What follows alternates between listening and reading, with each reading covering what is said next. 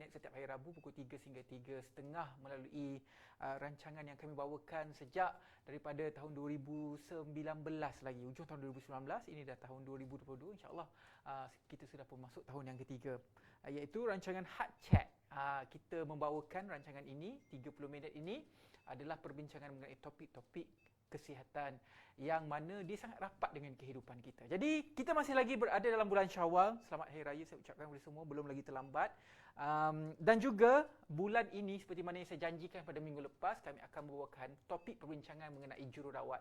Kerana pada minggu lepas kita menyambut Hari Jururawat Sedunia. Jadi hari ini saya sangat berbesar hati bersama dengan seorang jururawat senior di Institut Jantung Negara. Saya bersama dengan Puan Zuraini Muhammad Yusof, iaitu Person in Charge Hemodialisis Unit IJN yang telah pun berkhidmat lebih 20 tahun di Institut Jantung Negara. Walaupun kecil, pengalamannya dan juga jiwanya cukup besar dalam menjaga pesakit. Selamat Hari Raya.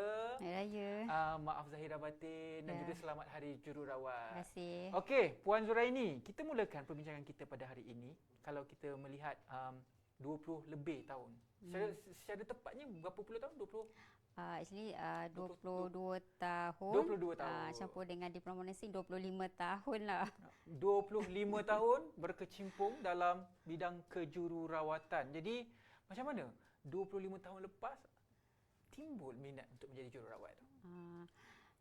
Secara amnya saya adalah sikit minat dengan nursing ni sebab masa sekolah saya join St. John Ambulance. Actually masa saya nak apply IJN tu, masa tu saya lower 6.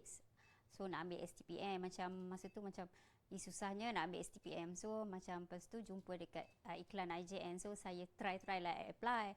So dapat. So saya macam nak lari daripada SPM sebenarnya. Ingatkan macam senang. Lepas tu dapat IJN. So kita going for diploma 3 years. Memang susah juga tapi alhamdulillah saya lepas diploma join IJN lah sampai sekarang. Sampai sekarang. Alhamdulillah lah, kira macam dengan IJN ni dah 25 tahun lah. Walaupun kalau secara berkhidmat bekerjanya 22 tahun. Tapi sebenarnya dalam 22 tahun saya difahamkan Puan Zuraini telah pun berada dalam departmen berbeza. Paling lama di CCU 18 unit. 18 tahun. 18 tahun 18 unit pula Dan ni dah 4 lama. tahun di hemodialisis. Ya, dialysis unit. Dialysis unit lah. Jadi kat mana kita nak start dulu? Pengalaman 18 tahun tu ke nak pergi yang awal ni, yang sekarang dialisis? Kita pergi 18 tahun lah Kalau di CCU critical care unit, saya difahamkan dulu kalau di IJN, critical care unit ni dia bercampur antara kanak-kanak juga dewasa. Sekarang baru dipisahkan. Kalau dulu macam mana pengalaman dalam critical care unit tu? Masa dulu kita ada hanya CCU. Masa tu kita ada satu blok saja. Kita ada 12 bed and then mix dengan pediatric baby lah. So kebanyakan baby tu congenital heart disease. So kita mix, assignment kita pun macam mix lah, hari ni jaga adult and then so kita punya nursing knowledge, nursing experience tu advance lah, ada adult, ada pediatric. Dua dalam satu lah pada ketika itu. Dia berbeza lah, sekarang dah dipisahkan. Sekarang ada pediatric ICU. Sekarang CCU untuk adult lah. Okey, ketika dalam 18 tahun ketika dalam CCU yang mana ada adult dengan kanak-kanak tu, apa beza penjagaan adult pada ketika itu dan juga dengan dan juga penjagaan kanak-kanak dalam critical care unit pada ketika itu? Dulu sebab satu unit tu CCU kita mix dengan pediatric. So macam each other ada teamwork lah. You kena tahu adult nursing dengan pediatric nursing lah. Cuma sebab sekarang kalau CCU dia memang spesifik untuk adult sajalah. So pediatric dia macam more challenging, macam ubat-ubat dia macam memang pediatric kan, baby kan macam halus lah dia punya ni. Paling halus saya difahamkan pernah ada baby sebesar Ya, saya pernah jaga baby 700 gram. 700 gram. So pampers dia pun kena potong dua lah. Kena potong dua. Saya tak dapat bayangkan potong dua sebab apa? Saya lahir dulu 3.8 kilogram. Sihat normal lah. Itu normal Tapi sihat lah kalau ikutkan tapi sekarang. Jaga pediatric tu macam very touching lah. Macam ada yang macam anak sulung, first baby dah sakit, dapat congenital heart disease, macam kita kena macam nak face dengan parent tu, kena ni lah professional, kita kena empathy dengan diorang. Kalau penjagaan adult pada ketika itu di CCU pula, bagaimana dia punya proses, prosedurnya macam mana? Actually lebih kurang sama dengan adult sekarang, tapi sebab dulu kita satu department tu kita mix dengan pediatric. Tapi sekarang more challenging sebab kita dah banyak teknologi, banyak intervention yang IJN buat lah, more challenging lah. Okey, bercakap tentang soal teknologi kan, kita fahamlah dunia pun berubah, teknologi telekomunikasi berubah, teknologi perubatan pun berubah, kita makin baik. Sebab itulah kalau ikutkan negara kita, kalau ikut jangkaan kita akan menjadi negara tua pada tahun 2030. Itu adalah good sign sebenarnya. Sign yang bagus yang mana kalau kita lihat perspektif yang berbeza, apabila negara kita menjadi negara tua, bermakna sistem kesihatan kita adalah semakin baik. Ya. Jangka hayat seseorang itu semakin panjang, bermakna sistem kesihatan kita makin baik. Itu maksudnya orang dalam industri perubatan inilah sebenarnya yang betul-betul untuk menguatkan sistem perubatan kita lah.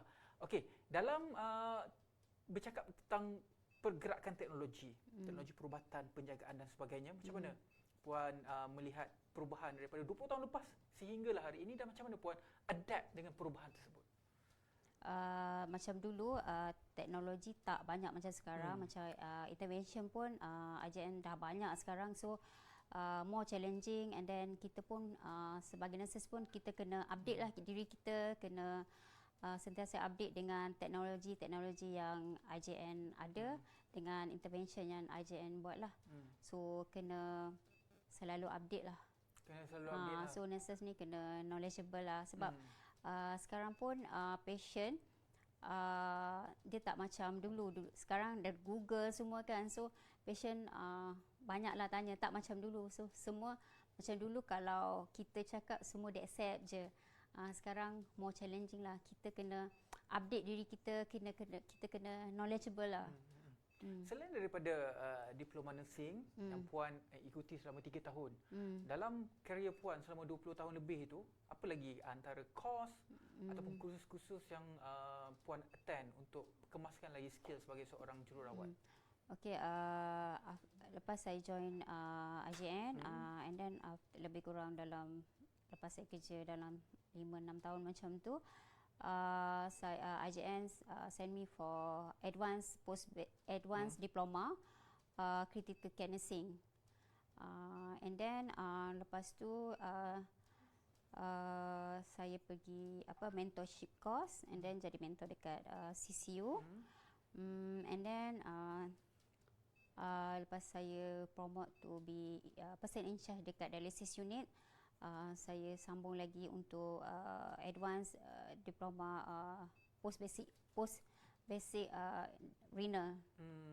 Maksudnya dari segi pendidikan itu tidak terhenti pada ketika diploma itulah. Nursing tak terhenti di situ, dia banyak macam kita boleh advance kita punya career.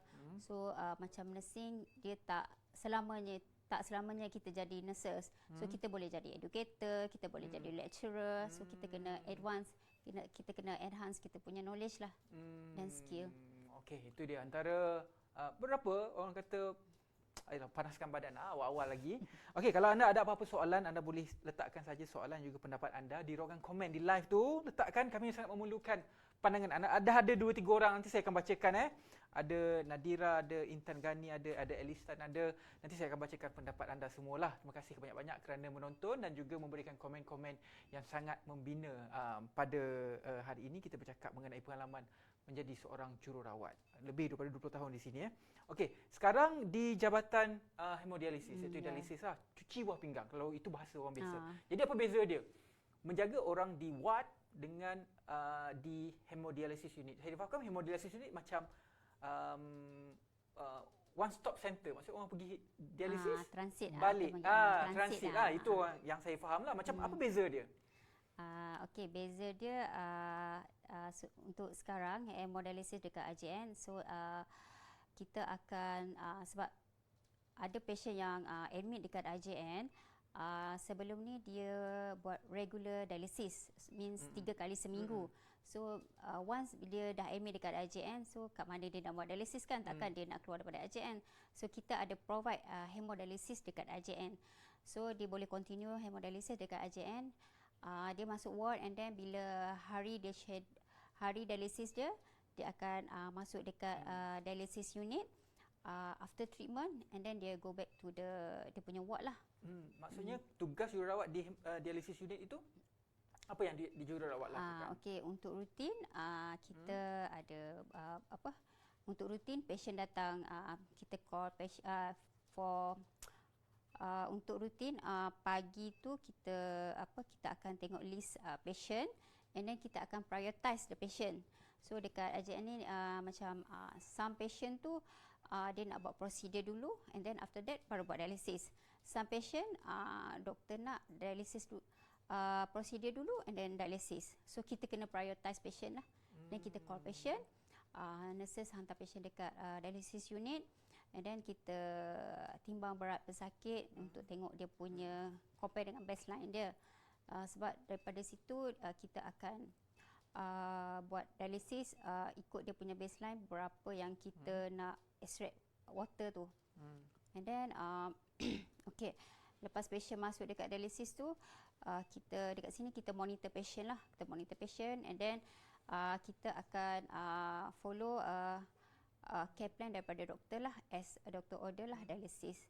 Satu sesi dialysis berapa lama? Satu dialysis roughly normal dialysis is 4 hours. 4 hours. 4 hours. Sehari berapa dalam unit dialysis sekarang berapa patient yang mostly kita tak ramai sebab kita transit je, for 15 macam tu. 15. Jadi 4 hours time 15. Ya, sebab kita pun tak malam lah kiranya. Sebab kita pun tak currently kita ada 6 unit saja. So kita akan schedule lah, ikut prioritize patient lah. And then kita akan ikut follow the care plan doktor, as doktor order lah. And then kita buat dialysis, and then as kita untuk staff dekat dialysis, semua ada BLS, SCLS train 100%, and then most of them ada yang saya cakap tadi advanced post basic renal lah. So semua dah train lah. Semua dilakukan oleh jururawat. Yes. Dalam dialysis ni tak ada doktor. Ada doktor buat round, cuma anything happen kita dah train apa perlu buat, apa yang jururawat sendiri yang lakukan. Itu beza dia. Antara perbezaan lain macam major differences between your current department with previous department in CCU. Cuma beza dia sekarang ni stable patient yang kita dah schedule. Macam dulu kalau kat CCU patient not stable, macam immediately patient boleh collapse, so kita kena prepare lah. Tapi dekat dialysis pun anything can happen. So tapi all the staff kita dah train how to act. Tapi at the same time kita inform doktor lah. Tapi kita dah retrain apa nak buat lah. Okey, kalau cerita pasal training, kalau ikut Puan Zu cakap ni, dia memang cukup senior lah di sini. Cuma saya nak tahulah, mungkin kita boleh jelaskan dekat penonton kita dari segi bidang tugas, apa bezanya dengan junior jururawat, lepas tu dah jadi sister, itu je lah yang saya faham lah. Lepas tu ada lagi person in charge lagi kan. Jadi dari segi skop tugas itu perbezaannya bagaimana? Cuma kalau daripada staff nurse dia jaga patient macam ikut assignment lah. And then jadi senior, jadi mentor, so dia macam more to teaching lah to the junior lah, more teaching, and then you kena tengok overall semua lah. And then as a person in charge, you kena scope dia lebih luas lah. You kena tengok jaga all the ward, tengok see the patient concern, and then jaga kebajikan staff, buat rostering, and then kita kena macam dengan staff dulu masa kalau junior dulu kita tak ada manage staff, so sekarang kita kena manage staff lah ikut kita punya professional lah. So kadang-kadang macam manage staff ni kita sedaya upaya kita nak ikut kemahuan dia orang, tapi at the same time kita kena professional jugalah. Kena profesional, itu Ikut betul lah. IJM punya ni lah. Oh, maksudnya macam biasalah, daripada biasa kita bekerja, selepas tu bila dah berpengalaman akan jadi, dalam bahasa simple dia, naik pangkat dan jadi manage orang pula. Ya, Menguruskan management orang. lah, more to management lah. So, sekarang Puan Zu more to management lah. Yes. Person in charge. Dia dengan sister tu sama ke macam mana? Kalau dekat hospital kerajaan ada sister kan? Sama lah. Oh sama. Kat sini dipanggil PIC, person in charge. Okey, kita ada beberapa orang kata compliment untuk Puan Zu di sini. Kita ada Intan Gani, katanya salute to her and other members of the CCU in IJN, knowledgeable and serve us good. Congrats and thank you. Pujian untuk Puan Zu Saya pun bagi tepukan dah untuk Puan Zu. Selain daripada itu juga ada Alice Tang. I was in block A, second floor, admission there for a month. All the nurses are friendly and helpful. Juga komplimen untuk anda, tahniah diucapkan kepada semua tim IJN, tim jururawat IJN. Okey, ini soalan daripada Intan Gani. Saya tak pasti sama ada Puan Zu boleh jawab atau tak. Tapi saya cuba baca. Ini berkaitan dengan apa kita bincang tadi sebenarnya. Do they have to be cardiovascular patient then they can do their dialysis in IJN, or they just come in as kidney problems? Tadi. Sekarang macam mana? Perancangan selepas ini macam mana di dialysis center tu? Okey, untuk sekarang macam saya bagi tahu tadi, patient sekarang kita dialysis kita hanya buat untuk inpatient, patient yang admit dekat IJN saja. Untuk masa sekarang kita belum lagi open to the public yang macam buat dialysis, regular dialysis. Kita hanya buat inpatient saja. But in future, insya-Allah next year kita akan buka renal center, means kita akan open to the public untuk hemodialysis regardless patient ada heart problem lah. Maksudnya apa saja problem yang berkaitan dengan kidney lah. Yes. Boleh yang kena buat dialysis. Regardless boleh patient ada heart sini. problem lah, sebab kita IJN kan.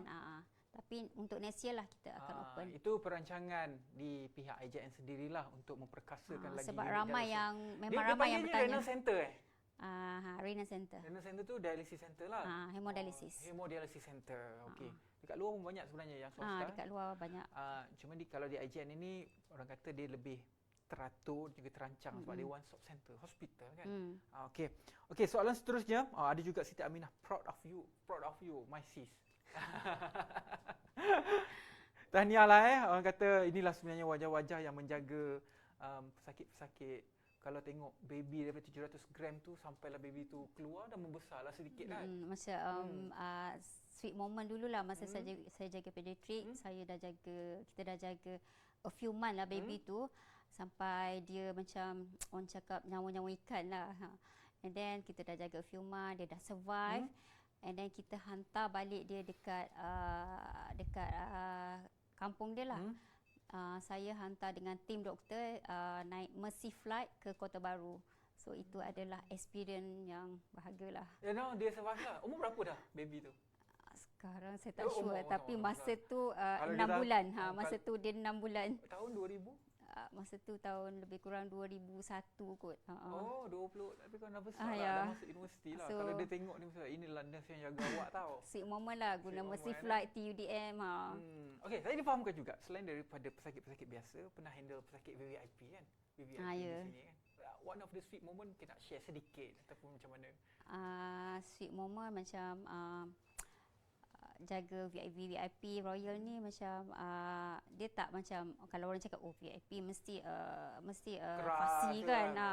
Tak, sebenarnya jaga VIP ni okey je, senang je. Macam sweet moment saya pernah jaga VIP Royal ni, dia orang macam treat kita macam tak ada macam treat macam family. Family. So saya pernah macam makan bersama satu table dengan dia orang. So dia treat kita macam family lah. Kalau anda dapat rawatan daripada Puan Zu, maksudnya anda dapat rawatan yang sama dan penjagaan sama dengan VVIP yang berada di Malaysia. Dan dekat IJN ni kita treat patient same. Tak kira lah you VIP ke, layman ke, kita professional. Walaupun itu adalah ward VVIP. Ya, tak kira lah you third class ke, kita sama je. Kita equal.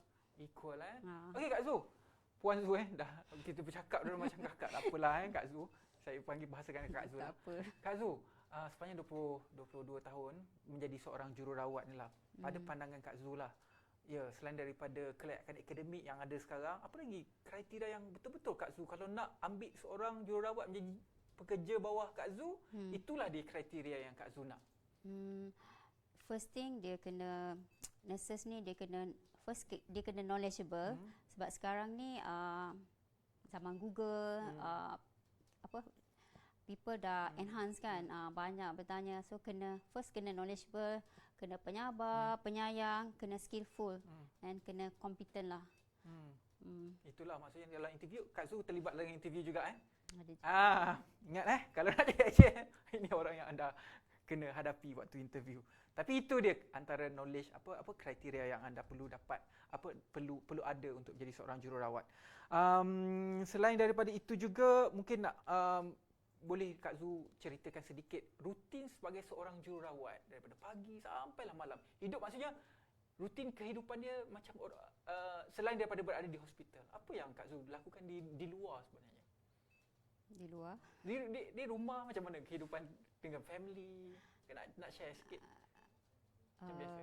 Macam biasa je, balik kerja macam yelah dengan anak-anak.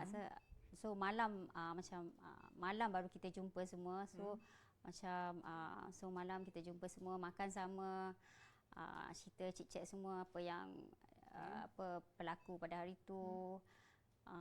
Pengalaman kalau bekerja shift pukul tengah malam Okey, pagi saya experience kerja shift 18 tahun. 18 tahun tu memang shift. Yes, shift. Saya kerja malam semua. Sebenarnya waktu tu dah berkeluarga sekali lah. Yes, saya keluarga. Sebenarnya jadi nurses ni banyak kita kena berkorban lah dengan family sebenarnya. Untuk jadi nurses you kena tak boleh raya nak raya, so kita ada turn untuk raya, turn untuk cuti. So kita kena macam bertolak ansur lah. So be patient. Lepas tu macam family pun kena faham dengan kita lah. Lepas tu alhamdulillah selepas 18 tahun saya dah change department, saya kerja office hour, so macam adalah weekend boleh bersama anak-anak. Macam dulu kita kena banyak berkorban sikit lah dengan anak-anak, macam anak-anak tak jumpa sangat, macam dia cuti kita kerja kan, so anak-anak pun faham lah. Oh dah biasa lah tak balik raya ni Kak Zu? Dululah. Sekarang jangan. Sekarang dah boleh balik wajib. Okeylah, ini daripada Alice Tang tadi, dia kata I am CKD stage 4 and cardio heart failure patients. The doctors and nurses done a very good job. Tanya. Thank you. Ingat ke Alice Tang? Alice Tang. Kalau tengok Facebook ni tu muka dia kecil. Sebab kita ramai juga ramai patient muda. Ramai. Nak ingat tu susah, tapi ini pesakit lah daripada untuk Kak Zu. I am in recovery stage now. Thank for all the emotional support. Itu pentingnya. Selain daripada physical support, emotional support. Yes, emotional macam support. mana tu yang jururawat perlu berikan? Selain physical, emotional support memang penting sangat. Macam patient yang renal failure, yang contohnya patient yang baru dapat end stage renal failure CKD ni, and then baru nak start dialysis. So masa tu dia tak boleh terima tau, dia macam denial process. So masa tu lah kita kena ambil peranan untuk terangkan pada pesakit ni the disease process. So apa yang nak dia kena buat untuk teruskan kehidupan dia. Sebab patient dialysis ni dia kena, bila dah end stage dia kena 3 kali seminggu wajib buat dialysis. So kalau patient yang muda terutamanya, dia macam memang very sad lah. Macam ni stage 4 ni? Stage 4 dia baru nak sebab dia ada proses stage 1 to stage 5, and then stage 4 ni dia macam baru nak masuk stage 5, so dia dah kena prepare mind untuk akan datang dia kena buat dialysis. Memang akan terjadi? Ya. Memang dia takkan sembuh? Untuk pesakit buah pinggang ni, kalau dia baru start dialysis, itulah ubat dia, dialysis ya. Sebab tu kita kena emotional support tu penting, sebab bila dia dah dialisis 3 kali seminggu, dia punya lifestyle memang akan berubah. So kita kena convince dia kena emotional support tu penting. Dan baru saya faham kenapa dia sangat menekankan perkataan emotional support. Yes, sebab pentingnya kan. memang penting sangat sebab dia kena ubah dia punya lifestyle dia. Dia kena arrange balik lifestyle dia macam mana. Saya dengar pun saya tersenyum, maksudnya memberi emotional support. Yes. Intan Gani, I am so fully recovered. Just taking some blood thinner pills and control cholesterol pills. I'm having PVC, but very minor. Healthy and fit, follow all advice from doctors. Well taken care. Salah seorang pesakit IJN lah. Tahniah juga diucapkan kepada tim doktor dan juga tim jururawat. Itu antara kejayaan-kejayaan. Ini baru sikit. Kalau kita buat live ni panjang lagi, saya rasa banyak lagi pesakit-pesakit yang pernah dirawat oleh Kak Zul sendiri akan memberi komen dan juga komplimen kepada Kak Zul.